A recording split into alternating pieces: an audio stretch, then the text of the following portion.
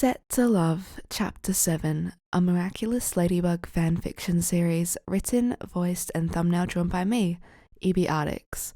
If you haven't heard the first 6 chapters to this series yet, please make sure to go check out the description box below. And please enjoy Set to Love, Chapter 7. Miss Dupain-Cheng. Adrien called as she entered the executive lounge. He sat at a table dressed differently from his on-set attire. A plaid blazer and pants with a dull red shirt, sipping espresso and reading a local newspaper. A local newspaper? He speaks Mandarin? Mr. Agreste, Marinette greeted, forcing a smile as she sat opposite him. How are you? She asked nervously. He wasn't going to fire her, right? Not over a silly storyboard misunderstanding, or spilling water on his knee, or getting red food dye on the floor. The latter she hadn't done, but he thought she did. Who was she kidding? Why else would he call her here at 7 o'clock at night? Adrien looked up, meeting her eyes. Let's skip the formalities, he began. Great. This is the first film project the Agreste brand has agreed to fund. If it does not meet expectations, it will be its last. I will not allow any mishaps, Miss Dupain-Cheng. If we can't fix your attitude, I won't hesitate to let you go. My attitude? Marinette questioned, trying to keep her cool. Could you please elaborate, Monsieur Agreste? Her smile tightened. Don't lose your control, Marinette. Cool as a cucumber. I've spoken to Amy about you, and she seems fond of you. While I respect her judgment, you don't appear the same way to me.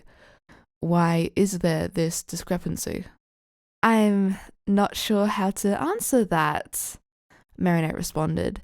As Amy said, I'm okay at my job, but I'm still new and learning. Adrien raised a hand to stop her.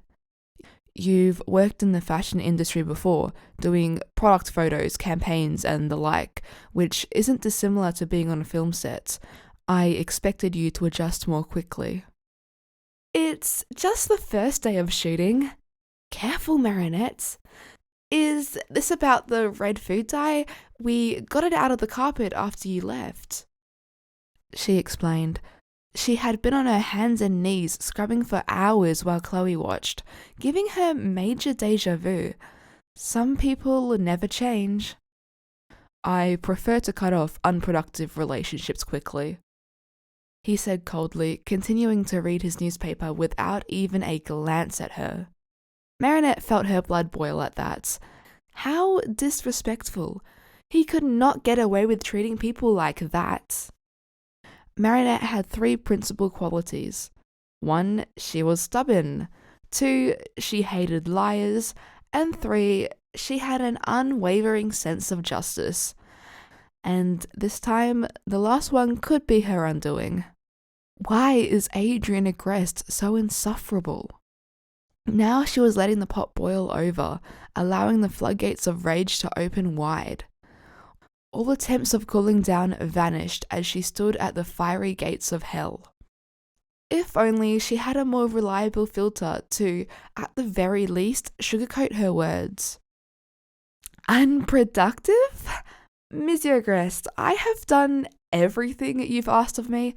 Sure, I made a mistake suggesting a change to the storyboard without understanding the script, but the art department agreed to it.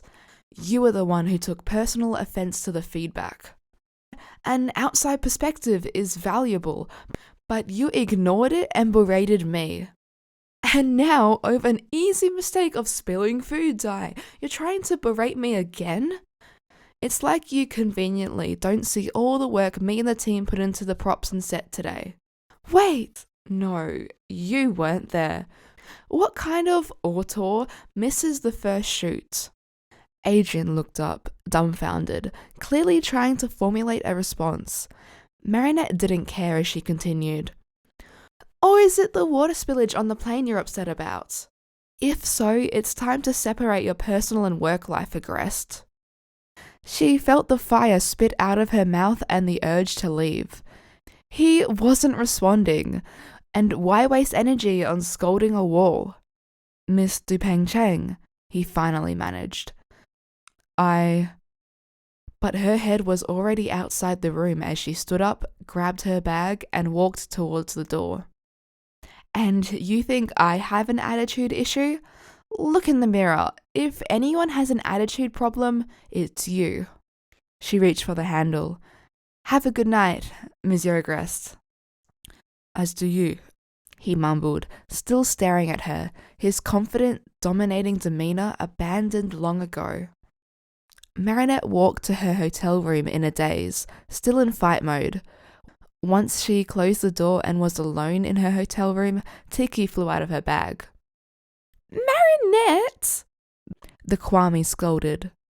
I did not just do that, did I?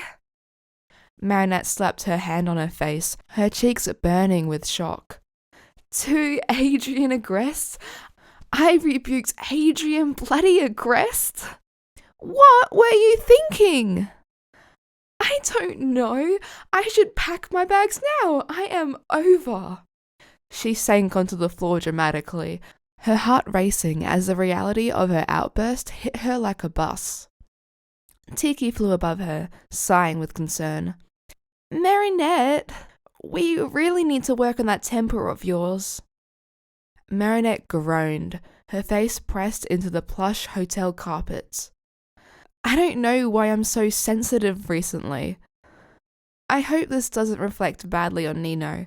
He's the reason I'm here, after all, she said, her voice muffled by the floor with truth, guilt, and rational thoughts sinking her further into the ground. Don't worry about that for now. Tiki patted her back gently, trying to soothe her. Yeah, well, this will probably be the last night here. Marinette sat up, looking towards the window.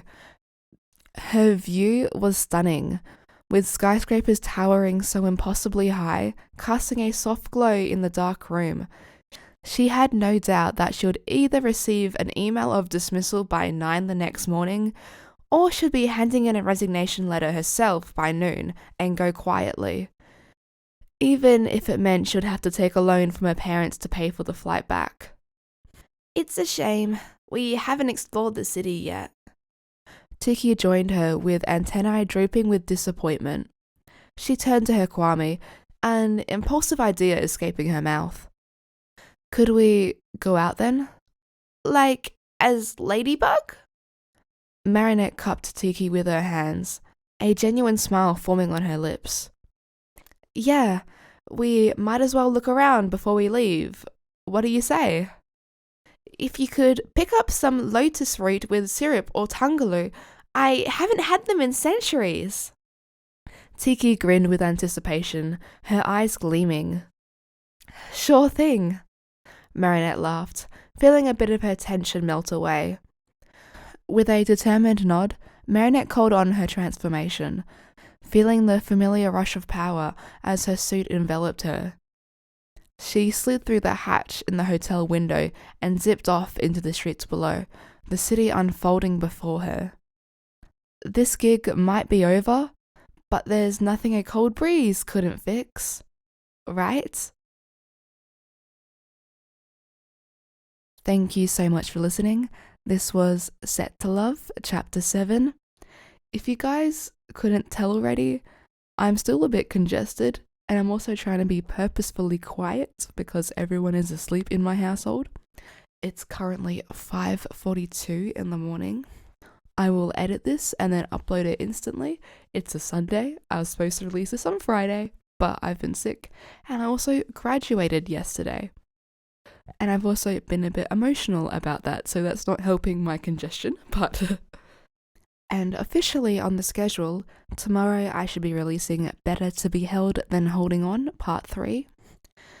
I haven't written it yet, but I'll start writing it as soon as I finish this video. So you guys can look forward to that tomorrow. And then Set to Love Chapter 8 will be out on Friday. Also, by the time this is uploaded, we would have reached around 300 subscribers. Let's go! Last video I thanked you guys for 200, and now next video 300. The growth, crazy. Thank you guys so much, and so much for listening, and I'll see you next time. Bye.